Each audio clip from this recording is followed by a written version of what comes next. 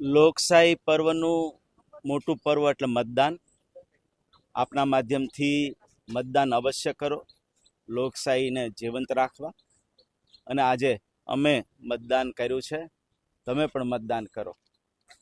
વિકાસની ગતિવિધિ, વિકાસની રાજનીતિ અને એના માધ્યમથી અમે કામ કરી રહ્યા છે. ત્યારે આવો ગુજરાત અને ભારતના સક્ષમ બનાવવા માટે યોગ્ય નેતૃત્વ દેશના વડાપ્રધાન નરેન્દ્રભાઈ મોદી સાહેબના નેતૃત્વમાં અને ગુજરાતમાં માન્ય મુખ્યમંત્રી ભૂપેન્દ્રભાઈ પટેલના નેતૃત્વમાં, પ્રદેશ અધ્યક્ષ જગદીશભાઈ વિશ્વકર્માજીના નેતૃત્વમાં જ્યારે ગુજરાત અને દેશ ચાલી રહ્યો છે, ત્યારે સાથે મળીને વિકાસની રાજનીતિમાં આપણે સૌ જોડાઈએ, મતદાન અવશ્ય કરીએ અને લોકશાહી પર્વને ઉજવીએ.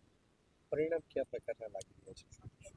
સમગ્ર રાજકોટ હશે, જામનગર હશે, ભાવનગર હશે કે પોરબંદર કે મોરબી મહાનગરપાલિકાઓ, અન્ય બધી જ જિલ્લા પંચાયતો સૌરાષ્ટ્રમાં મહત્તમ રીતે ગઈ વખત કરતાં ભાજપનો દેખાવ ખૂબ સારો રહેશે, વધુ સીટો વધશે અને જનાધારમાં પર્સન્ટેજમાં પણ સૌરાષ્ટ્ર અને સમગ્ર ગુજરાતમાં ભારતીય જનતા પાર્ટી કમળ ખીલવાનું છે.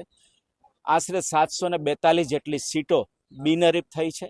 એ જ બતાવે છે આ માનનીય પ્રદેશ અધ્યક્ષ જગદીશભાઈ વિશ્વકર્માના નેતૃત્વમાં પહેલીવાર એટલી સીટો બિનહરીફ થઈ છે. કોંગ્રેસ અને અન્ય પાર્ટીઓનો ઉમેદવાર નથી મળતા, ત્યારે મતદારોનું મન નરેન્દ્ર મોદી સાહેબ સાથે, વિકાસ સાથે, ગુજરાતની માનનીય મુખ્યમંત્રી ભૂપેન્દ્રભાઈ પટેલની ભાજપની સરકાર સાથે અને કમળ સાથે છે.